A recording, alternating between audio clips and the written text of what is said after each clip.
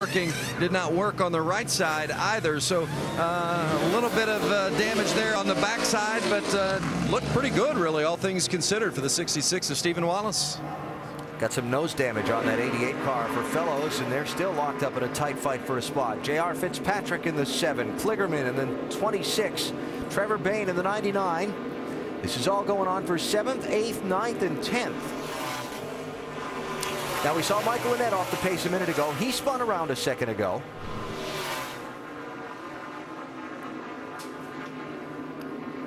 That just got behind on the steering. Is turn 6 and 7, and oh, he made contact. That's some damage there. Didn't work out well for him there.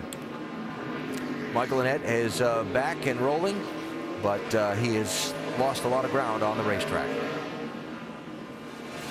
He's back in 31st spot.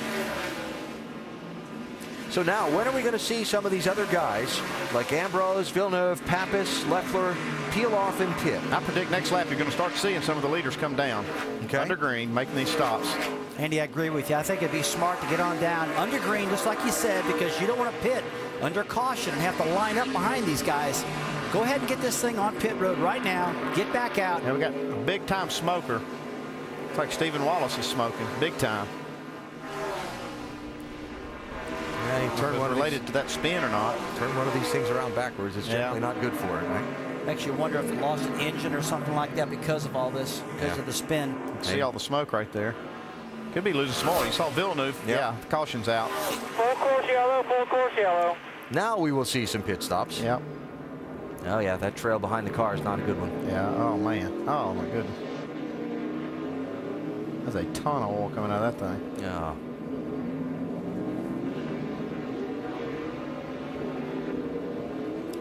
Well, they could have made, they could have made a pit stop last lap. And anybody that would have done that would have gotten a good break right here. But now, since the caution has come out right here in the window, you'll probably see all the leaders come under caution.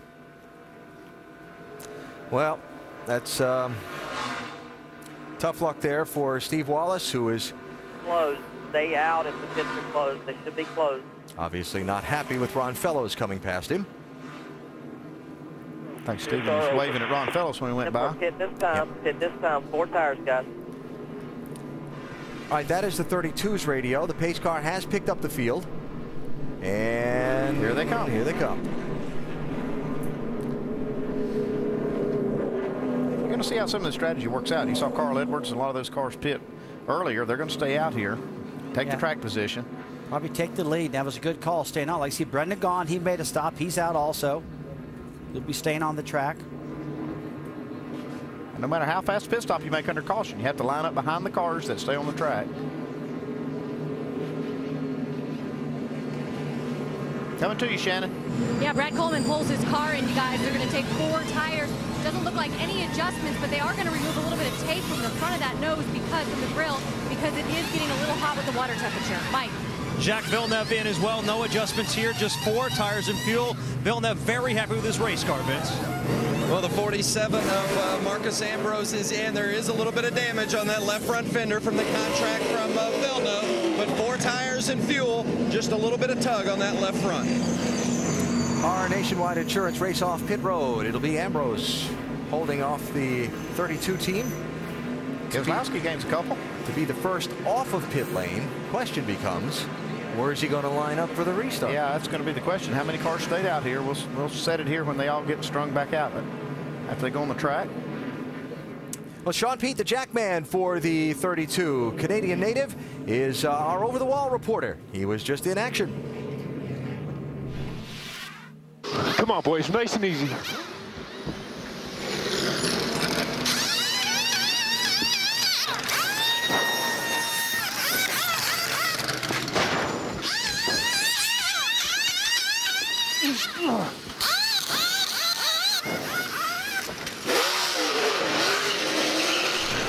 That was a good job right there. That's a tough job, Jackman. Absolutely. And a hot day, but a great job for Sean Pete as he tries to help his fellow native of Canada, Jacques Villeneuve, score a win in Montreal. Villeneuve's going to be back around 19th in line for the restart. beautiful summer afternoon. Reminding you before we go back green that Tuesday night NASCAR Now is back late night, 1 a.m. Eastern time, getting you ready for all the action of the week in NASCAR, including Friday night's Nationwide Series race on the Friday night. I've been used to this Friday, Saturday thing here. Saturday night's Nationwide Series race in Atlanta. I'll be there a day early if I show up then. 6:30 Eastern on ESPN2. It's Labor Day weekend, so the NHRA Series is going to run the traditional U.S. Nationals, the Mac Tools U.S. Nationals at Indianapolis Raceway Park. Qualifying next Sunday, 10 a.m. and 5 Eastern. Finals on Monday, Labor Day, September 9th, 1 Eastern on ESPN2. The NASCAR Sprint Cup Series also in action next weekend in Atlanta. That is a Sunday night race. Our coverage presented by Pennzoil at 7:30 Eastern time. We start with NASCAR Countdown at 7 Eastern. I will be there and on the correct plenty days. of time. Yeah. And then next weekend in Atlanta. As far as Atlanta, under the lights, are going to be fast down there. A lot of grip at that place. It's going to be a lot of fun. 200 miles an hour, getting it. Now, what we have are basically 3 separate strategy schedules going on here at Montreal. Robbie Gordon is the new leader of the race. He did not pit under this yellow flag. Robbie has pitted 7 times in the race already. First for strategy, then for some crash repairs. A little farther back, you will find Paul Menard and Carl Edwards. They're running in 7th and 8th. Remember, they pitted on the last caution flag back at lap number 12 and took fuel. Farther back, you'll find the guys that have led the whole race so far and just stopped under this yellow. Marcus Ambrose in the 47, Jack Villeneuve in the 32. They are 14th and 15th for the restart strategy playing out. On those restarts, if you want, after it's green, if you can see them clear, jump in there. Don't be afraid to jump in there. Okay? Why don't you let me get turn 1 then, Al? It's probably from where you are, can't see it. The 32 was inside pretty good. That's fine. If you want to take it, that's okay by me. I'll get you into 1, then it'll be all you. Well, there you go. And one of the things that Marcus Ambrose and his crew chief Frank Kerr were discussing, not just the lane to choose on these restarts, but also the fact that if they could get a longer green flag run, they feel like they're definitely fast enough to stretch things out a bit, but they just haven't been able to get enough green flag activity. So right now, that's been the biggest issue for Frank Kerr and Marcus Ambrose, but they definitely like the car that they have underneath Marcus here today. All right, Vince, thanks. So we'll see what happens now with these guys back in traffic. Here's that last restart where the 47 car got the damage on the left front with the 32 of Villeneuve as they went down into turns 1 and 2. Yeah, it's almost like Ambrose was crowding Villeneuve just a little bit right there on the straightaway. And the roles are reversed once they get into the corner. It's like Villeneuve kind of forces Ambrose off the track, and Ambrose says, "No way, buddy." You can see Villeneuve just now. He wanted that shot that time. He's tried it so many times. And I really thought that maybe Marcus would have backed out of the throttle a little bit. Let him have that lane. Are you getting ready to see the reality of their strategy? You know, they felt like they didn't have enough fuel mileage to go pitted earlier. You're going to see these cars that did roll the dice and start up front. It's going to be touchy with these cars starting as far back as they are. Yeah. I got a feeling they're going to look like bulldozers coming to the field. You can't bulldoze too hard because it's got those guardrails on both sides of the track here, Rusty. Well, I thought so too, but he's wore the sidewalls out on those too. Yeah, look at it, all barred up. Mike, those tires look like they've been through a lot of work. Yeah, if the audience out there wants to know exactly how close those 2 cars got, well, there's a little bit of paint transfer on these Goodyear Eagles.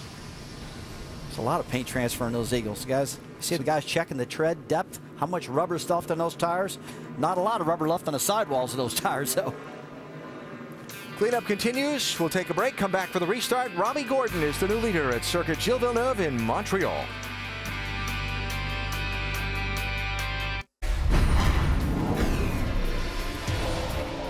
Marcus Ambrose in search of his first career NASCAR win. Robbie Gordon behind him. Big pile up down in turn 2. Robbie Gordon to the inside for the lead. Ambrose goes back on him. Who is leading the race? When did the caution come out? Where are they going to put Robbie Gordon? We need to get behind the 30 here. We're going to get black flag. Get black flag me after the race. I'm staying here. They are putting the black flag up for Robbie Gordon. And indeed, Gordon will hit Ambrose. If you want to know my opinion, I won the race. I'm not mad.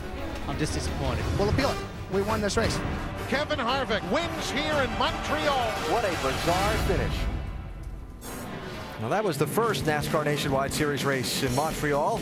Robbie Gordon and Ambrose tangling. Robbie getting into a dispute with NASCAR officials over where he should resume his place in line. And the end result was Robbie Gordon feels like he won the race. Marcus Ambrose said he wasn't mad. He was just disappointed. Well, Robbie Gordon came back here saying only one thing mattered, to get the trophy and win. Looking for revenge. He's the leader now. Marcus Ambrose came back here saying only one thing mattered, to take the trophy and win. He's led most of the race so far, but right now he's back in 14th place. And Jacques Villeneuve, the hometown driver, the